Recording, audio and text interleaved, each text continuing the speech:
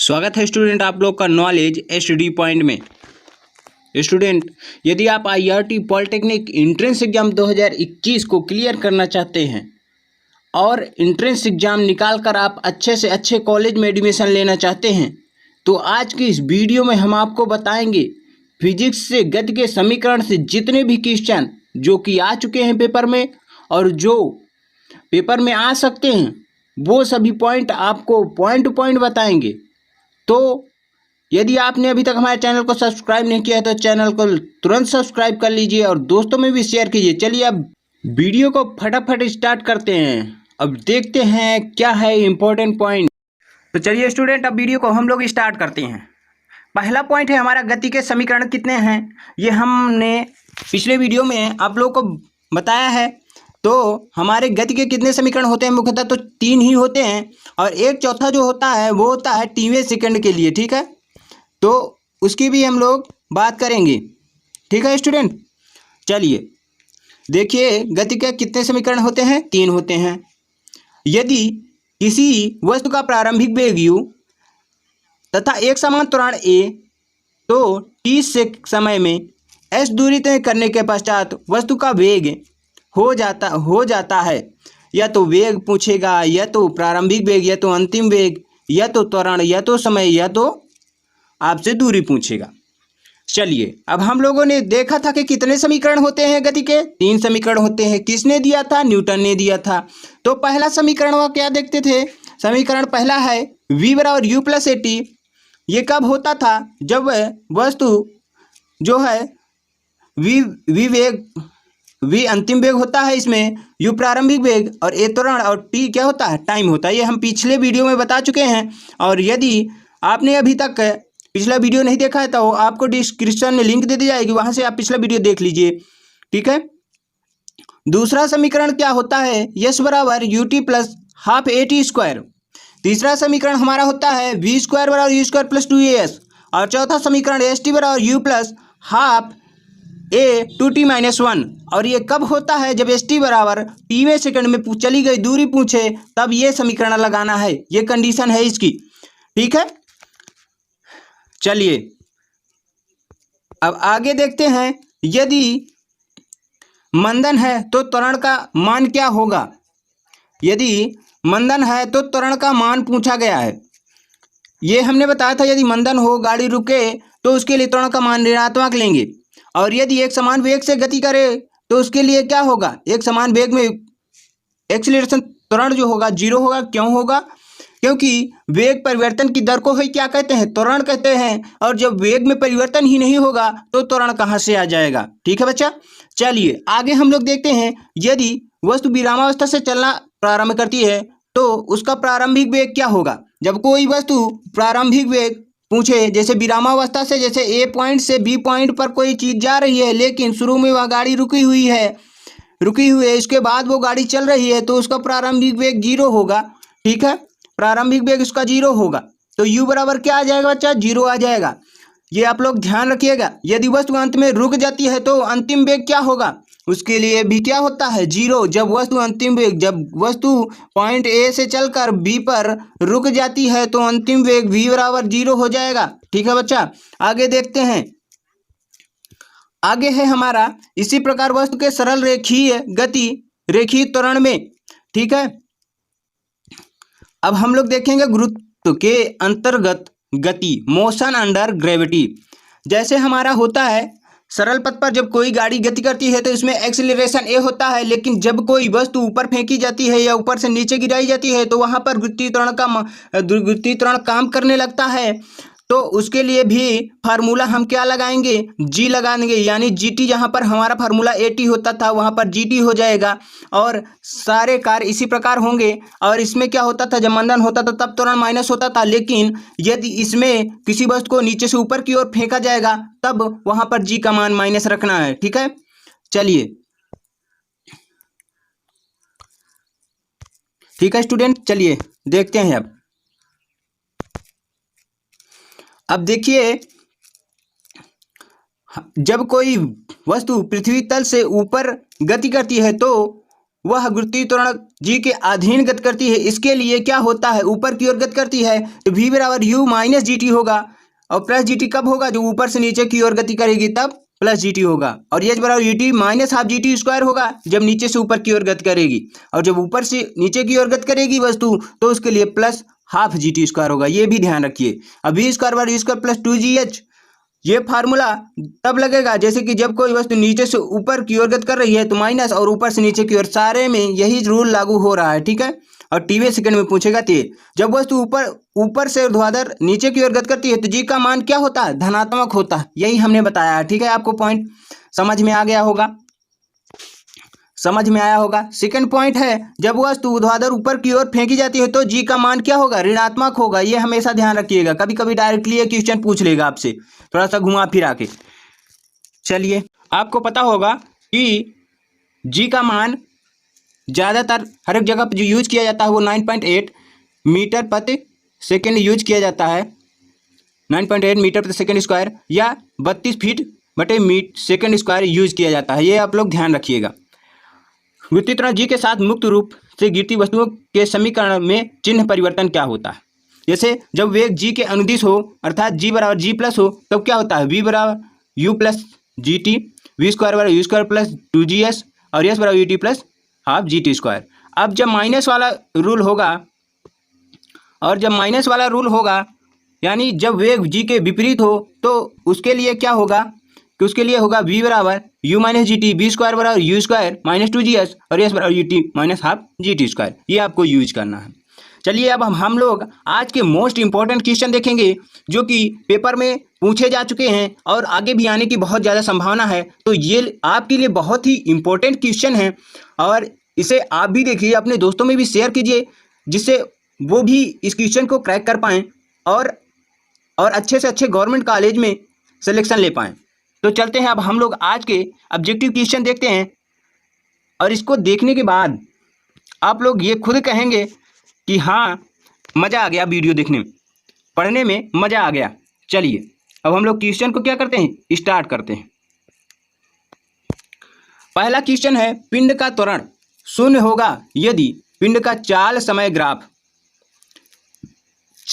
Graph यानी क्या होता है, चाल बराबर होता है दूरी बटे समय, चाल बराबर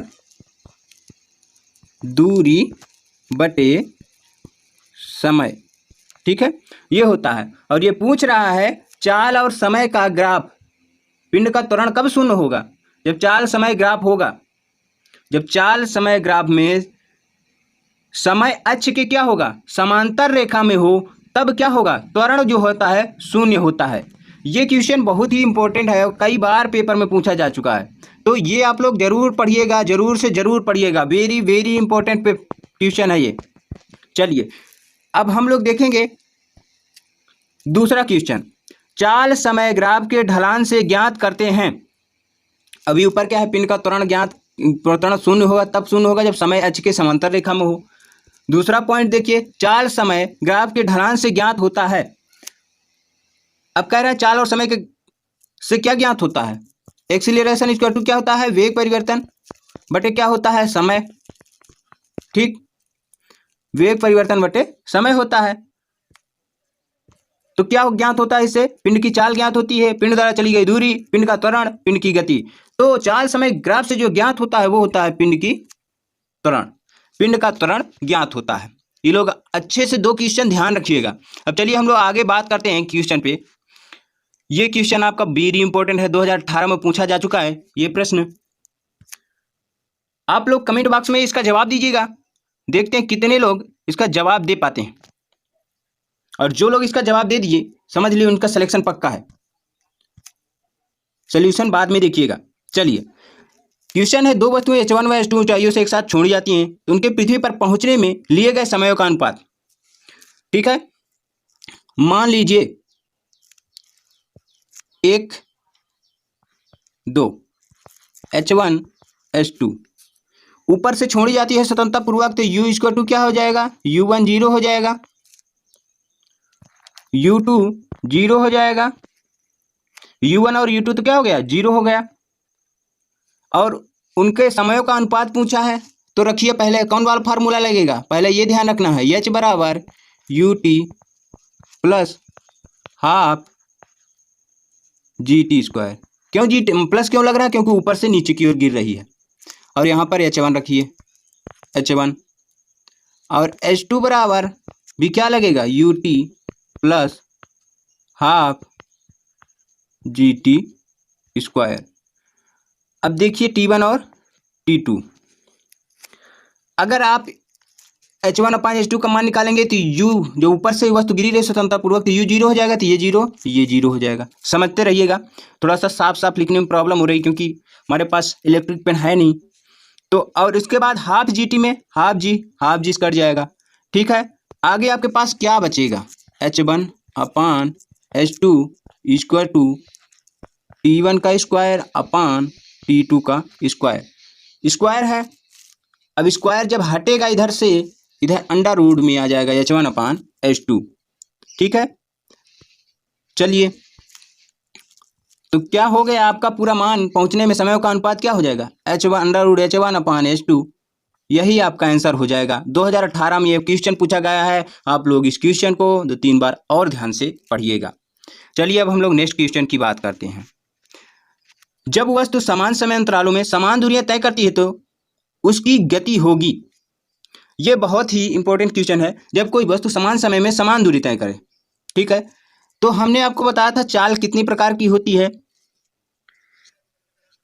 3 प्रकार की चाल बताया था। एक तो एक समान चाल, एक असमान चाल और एक औसत चाल बताया था। एक समान चाल हमने बताया था आपको कि एक समान चाल वो चाल होती है जो 1 घंटे में, जैसे कोई गाड़ी 1 घंटे में क्या कर रही है, 60 चल रही है, दूसरे घंटे में भी 60 की स्पीड से चल रही है, तो उसकी जो चाल है ना वो एक समान है। ठीक, तो उसकी जो चाल है वो एक समान है। ठीक है, चलिए तो अब जब कोई वस्तु समान समय अंतराल में समान दूरी तय करे तो उसके लिए क्या हो जाएगा, चाल जो होती है एक समान हो जाएगी, चाल हो जाएगी आपकी एक समान। ये देखिए आपका ऑप्शन नंबर डी सही हो जाएगा। चलिए अब हम लोग आगे देखते हैं। मज़ा आ रहा हो तो चैनल को सब्सक्राइब कर लीजिए, लाइक कर लीजिए। और अब आगे का क्वेश्चन देखते हैं। ये क्वेश्चन पॉलिटेक्निक 2012 में पूछा, 2007 में पूछा जा चुका है। क्वेश्चन क्या कह रहा है, एक रेलगाड़ी 11 मीटर प्रति सेकंड के वेग से चलती है और ब्रेक लगाने पर रेलगाड़ी 121 मीटर चलकर रुक जाती है, तो विरामावस्था में आने में समय लगेगा। एक रेलगाड़ी 11 मीटर प्रति सेकंड के वेग से चलती है और ब्रेक लगाने पर 121 मीटर चलकर रुक जाती है। ठीक है, अब देखिए इसमें क्या क्या दे दिया है, ये आप ध्यान दीजिए। प्रारंभिक वेग u इक्वल टू क्या दे दिया है, 11। ब्रेक लगाने पर गाड़ी 100 इतना मीटर, यस बराबर दे दिया है 121। विरामावस्था में आने में समय लगेगा, t का मान पूछा है। चलिए देखते हैं अब इसमें कौन सा फार्मूला लगेगा। कौन सा फार्मूला लगेगा, u का मान आपको दिया है, कितना दिया है, 11 दिया है। यस का मान आपको कितना दिया है, 121 दिया है। तो आपको a निकालना पड़ेगा, v स्क्वायर बराबर u स्क्वायर प्लस 2a लगाइए। ठीक है, ये लगाएंगे, v विरामावस्था में है तो v आपका 0 है। ठीक है, अब लगा देंगे हम 0, तो u स्क्वायर 0 बराबर u स्क्वायर 11 का स्क्वायर प्लस 2a, यस का मान 121 है। ठीक है, तब यहाँ से जब हम इसका मान निकालेंगे तो कितना आ जाएगा, 2a 121 बराबर माइनस 121, 121 से 121 कैंसिल हो जाएगा, -1 बच जाएगा। तो आगे क्या बचेगा, 2a स्क्वायर टू -1, तो a स्क्वायर टू क्या आ जाएगा, -1/2 मीटर प्रति सेकेंड स्क्वायर। ये आ गया आपका त्वरण, इसको आप ध्यान रखिएगा। उसके बाद अब हम लोग इसमें क्या लगाएंगे, v बराबर u प्लस ए टी। ठीक है, a का मान पता है, v का मान 0 है। ठीक है, v का मान क्या है हमारा, 0 है। u का मान हमें पता है, कितना है, u का मान 11 है। और जब क्या है, 11 है तो रख दीजिए 11 प्लस u का मान माइनस a का मान -1/2 इंटू क्या है, t है। तो इसका मान कितना जाएगा, उधर जाएगा -11 और तो कितना आ जाएगा -11 बराबर -1/2 टी। माइनस से माइनस कट जाएगा, टी इक्वल टू कितना जाएगा 22 सेकेंड। ठीक है, तो इसका जो राइट आंसर हो जाएगा 22 सेकेंड आएगा। बढ़िया क्वेश्चन है, इंपॉर्टेंट क्वेश्चन है, आप लोग पढ़िएगा बढ़िया से इसे। अगर ना समझ आया हो तो बताइएगा कमेंट में। चलिए अब हम लोग नेक्स्ट क्वेश्चन देखते हैं। क्या है नेक्स्ट क्वेश्चन? किसी वस्तु के वेग को दोगुना कर देने पर उसे रोकने की सापेक्ष दूरी क्या हो जाएगी? इसके लिए हमने आपको पिछले वीडियो में ही बता दिया है कि इस तरह के क्वेश्चन आएंगे तो आपको कैसे हल करना है। इसमें हमने बताया था आपका यस प्रोपोर्शनल यू स्क्वायर होता है, यानी यस बराबर यू स्क्वायर होगा। तो कह रहा है किसी वस्तु को वेग को दोगुना कर दिया जाए, वेग को दोगुना किया जाएगा तो कितना हो जाएगा, यहाँ पर 2 रख दोगे, इसका स्क्वायर कर दोगे तो कितना हो जाएगा 4 हो जाएगा, यानी वेग कितना हो जाएगा 4 गुना हो जाएगा, वेग हो जाएगा 4 गुना। ठीक है, किसी वस्तु को वेग को दोगुना कर दिया जाए तो सापेक्ष दूरी कितनी हो जाएगी 4 गुनी, 3 गुना कर दिया जाए तो 9 गुनी, 4 गुना कर दिया जाए 16 गुनी। ठीक है, चलिए अब हम लोग आगे क्वेश्चन देखते हैं। एक समान वेग से चल रही है तो इसका त्वरण 2018 में ये क्वेश्चन आ चुका है, इसलिए आप लोग इसे क्वेश्चन को भी थोड़ा सा अच्छे से ध्यान दीजिएगा। कोई वस्तु एक समान वेग से चल रही है, यानी वेग में परिवर्तन नहीं हो रहा है। जब वेग में परिवर्तन नहीं होगा तो एक्सीलरेशन ए इक्वल टू क्या आएगा, हमेशा 0 होगा। ये बात आप लोग ध्यान रखिए। तो इसका राइट आंसर हो जाएगा बी। कितने लोग इसका सही आंसर दे पा रहे हैं वो कमेंट में ज़रूर बताएंगे। चलिए अब नेक्स्ट क्वेश्चन है। एक चिकने नत समतल पर कोई पिंड विरामावस्था से 4 सेकंड में कुछ दूरी सरकता है तो आधी दूरी सरकने में लगा समय। अगर आपने पिछला वीडियो नहीं देखा, पिछले वीडियो में भी ये क्वेश्चन मैं करवा चुका हूँ, बट उसमें 1/4 दिया था, इसमें आधी दूरी दिया है। तो अब इस क्वेश्चन को हम लोग बढ़िया से हल करेंगे। ठीक है, चलिए देखिए क्या है ये क्वेश्चन कि कह रहा है कि मान लीजिए ये कोई आपका नत समतल है, ये पॉइंट ए है, ये पॉइंट बी है। पॉइंट ए से विरामावस्था से कोई वस्तु गिर रही है तो यू बराबर तो 0 हो जाएगा, और यहाँ से यहाँ तक का जो टाइम है वो 4 सेकेंड है। 4 सेकेंड दूरी यस मान लेते हैं। ठीक है, तो अब यहाँ पर हम लोग कौन सा फार्मूला लगाएंगे, गति के समीकरण का दूसरा नियम, गति के समीकरण का दूसरा समीकरण लगा देते हैं। कौन सा, यस बराबर u t plus half A T square. ठीक, यू हमारा क्या है, जब 0 तो यस रखो और 1/2 ए और टी का मान 4 है, स्क्वायर हो जाएगा यानी 16 हो जाएगा। और आगे क्या आ जाएगा, यस बराबर 1/2 ए इंटू 16 आ जाएगा। ठीक है, 2 8 16 8 आ जाएगा। अगर यहाँ से ए का मान निकाला जाए तो ए का मान यस बाई क्या आ जा रहा है 8 आ रहा है। चलिए ये आप प्रथम इक्वेशन मानिए और इसे याद रखिए। जो हमारा आया है, क्या आया है, S A equal to S by 8, इसे आप रखिए। अब दोबारा से आप समीकरण क्या देखते हैं कि अब क्या हो रहा है, यस बाई 2 दूरी फिसलने में यह कितना टाइम लेगी, यह पूछा गया है। ए था और ये बी था। पहले तो यस दूरी फिसलने में, फिर यस बाई 2 दूरी फिसलने में कितना टाइम ले रहा है। तो यहाँ भी प्रारंभिक वेग यू बराबर 0 ही होगा। तो यस बाई 2 रखिए, 0 प्लस 1/2 ए का मान यस बाई 8 आपका प्रथम समीकरण से, और इंटू टी स्क्वायर रखिए। ठीक है, अब यहाँ से आप देखेंगे तो 2 से 2 कट जाएगा, यस से यस कट जाएगा, बचा कितना 8 है। तो टी स्क्वायर इक्वल टू 8 आ गया, तो टी इक्वल टू √8 हो जाएगा, और √8 का मान होता है कितना, 2 स्क्वायर हो जाएगा तो 2√2। तो इसका जो राइट आंसर हो जाएगा 2√2 सेकेंड आ जाएगा। ठीक है, बढ़िया क्वेश्चन है, ध्यान दीजिएगा, पॉलिटेक्निक में पूछा जा चुका है। चलिए अब हम लोग आगे देखेंगे। एक गेंद को भवन की छत से गिराने पर गेंद को जमीन में पर पहुंचने में 3 सेकंड लगते हैं। गेंद के पृथ्वी की ओर त्वरण 10 मीटर प्रति सेकंड स्क्वायर है, तो भवन की ऊंचाई। चलिए अब हम लोग देखेंगे इसमें क्या दिया है और क्या हमें क्या करना है, ज्ञात क्या करना है। एक गेंद को मान लीजिए ये आपका छत है, ठीक है, और यहाँ पर कोई लड़का है या बच्चा है, वो गेंद को गिराता है। गेंद को ज़मीन पर पहुँचने में, यहाँ से यहाँ तक पहुँचने में 3 सेकंड लगा। ज़मीन है ये, ठीक है, और गेंद के पृथ्वी की ओर त्वरण 10। ठीक, देखिए क्या क्या दे दिया है आपको। टी का मान दे दिया है 3, जी का मान दे दिया है 10। तब आप सोचिए आप कौन सा समीकरण लगाएंगे तो आपको ऊंचाई ज्ञात हो जाएगी। हमने आपको बताया है कि गति का तीसरा समीकरण होता है h बराबर ut प्लस हाफ GT²।